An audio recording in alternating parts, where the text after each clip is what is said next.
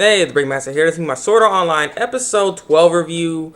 This was a really good episode, actually. It's a really good episode. It's very sad, actually. It's very, very sad. You know, a lot of tears were happening in this episode, and I felt it. It was pretty sad, actually. So, yeah. So basically, how this episode went down is that they're still trying to figure out where Yui came from, if the orphanage knew anything about Yui, but unfortunately, they don't know anything about her. So it's just like, where did she come from, so on and so forth, right? And so then they get a knock on their door, and apparently it's this girl named Euler, and Euler was in the same liberation army, the people that were messing with the orphanage from before. So yeah, it's the same people. So they're like, "What do you want? What are you trying to do? You trying to get us or something?" He's like, "No, on the contrary, actually, we want to thank you because apparently there's a rift in the guild right now." And the funny thing is, we ended up hearing about this guy named Cabal. He was in the first episode. That dude with the spiky hair. He's actually part of that army, the Liberation Army, and he's corrupting it basically in the sense. He's just having all this crap going on, trying to tax people, take their items, and use it for himself and stuff like that. So he's just a big jerk, basically he's a big jerk. He's just acting real stupid. And so this other part of the Liberation Army, which is with her, she's trying to figure everything out. And so basically they ended up getting this guy named Thinker trapped in this dungeon that's in the first floor, actually. And it's a very powerful dungeon because apparently there's like monsters that are like level 60 or higher in that dungeon. So you can't just go in there and run and try to expect to live. And so the thing is, Thinker is stuck in there with those kind of monsters in there, so he doesn't even know what to do. This is not easy for him. He can't just fight and expect to win. That's a lot of freaking monsters in there that are level 60 or higher. That's on floor 1 too. They were surprised by the fact that there's a dungeon that has all those monsters in there that are that high leveled. And so basically what Euler wanted to do and ask them is if they can help her get Thinker out of there, basically. And so they're kind of like contemplating whether or not this is just a true story or not. But then Yui's like, it's a true story, she's telling the truth, we should go. And so they listened to her and they went. And so they were going and everything like that. A lot of funny little things were going on in there. Like he was attacking all these frogs. By the way, those frogs, look at the Hypno frog from Futurama. Is like, you know what I'm talking about. You know what I'm talking about. So yeah, he was just attacking them. Kirito was attacking them all by himself because he's just sitting there, and Yui's actually with them in the dungeon. Yeah, Yui's in there with them in the dungeon. Asuna was holding on to her, so it's just like they actually allowed her to go because the thing is she kept complaining, not because she really wanted to go, so they actually let her go. I was kind of surprised, honestly, because this is a dangerous dungeon.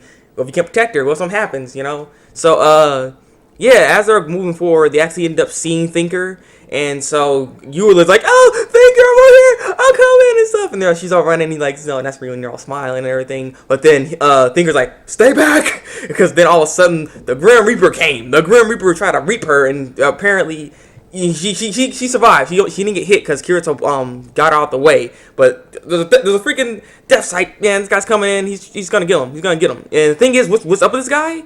Well, which is like, what the heck? This guy is like level 90. Like, he doesn't have a name or anything. He's a level 90 monster. I was like, on floor 1. That's ridiculous. Like, they never fought anyone that powerful. I'm like, really? I was like, oh, this is not good. Kirito and them, they ain't gonna be able to survive this. I'm like, why? Why is something this powerful here? Like, why? And floor 1, nonetheless. So basically, Kirito's like, I gotta hold him off. Asuna, get the crystals and get them out of here. Teleport them out of here and stuff. But Asuna didn't want to leave him. He's like, get the crystals and leave. And so Asuna was trying to stay there with him. And so they try to fight him. And then the thing is, they both left, but Yui stayed behind because Yui wanted to help and stuff like that. But basically, the freaking Grim Reaper ended up hitting them both, and they were blocking, and it took like half their health away. I was like, holy crap!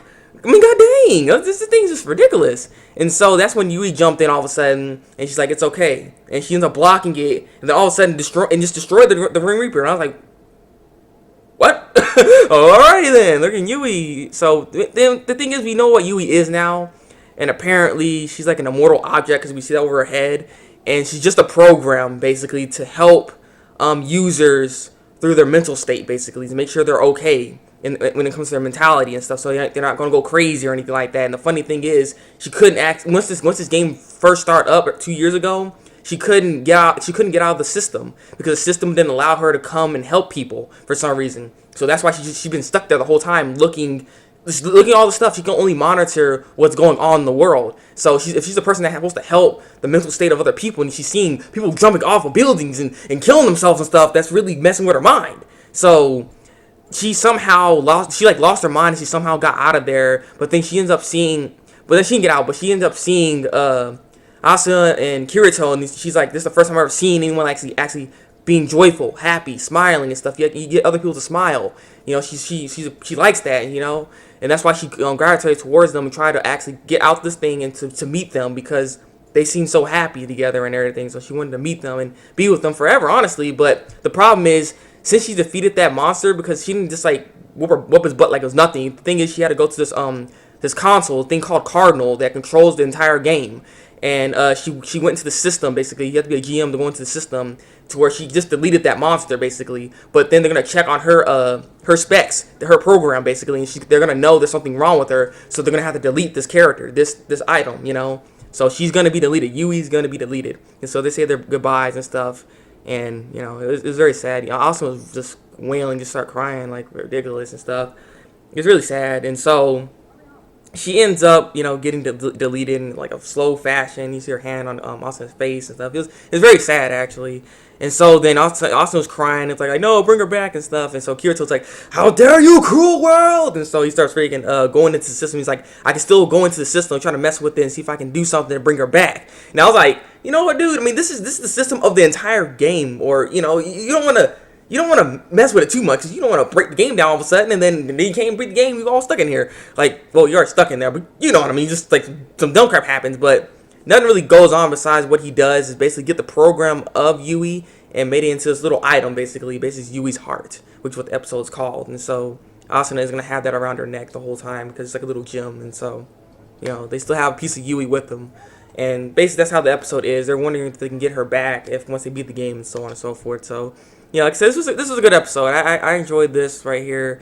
Like I said, it's just it's very sad, touching moments and stuff. They had their first child, but they lost their first child, and it's just I feel it. It was really good, actually. And I wonder what this Liberation Army is up to, because that's the thing is, Liberation Army was from those people from before that went to that dungeon. They got their butts like manhandled by that beast monster. I think it was Glimeye. I can't remember his name, but yeah, they got their butts whooped the whole point. So like this army's all messed up. I want to actually see Cabal come in. I want to actually see him because I want to see what he is now from before. Cause we only seen the first episode, so I like to see him again, and hopefully they confront him and whoop his butt or something. You know what I'm saying? I would like to see that, actually. I like to see them mess with him, and I like to see how the story still moves forward and stuff like that. So I'm looking forward to seeing how this is all gonna go and how especially this Cardinal program too. It's very interesting. I wonder if they can somehow hack into the Cardinals program. Maybe they can stop all this. Who knows? But yeah, leave a comment below and tell me what you think of the episode. Like this review and subscribe to my channel if you want to see some more Sword Art Online reviews from me. So yeah, it's been the Breakmaster, and until then, break out.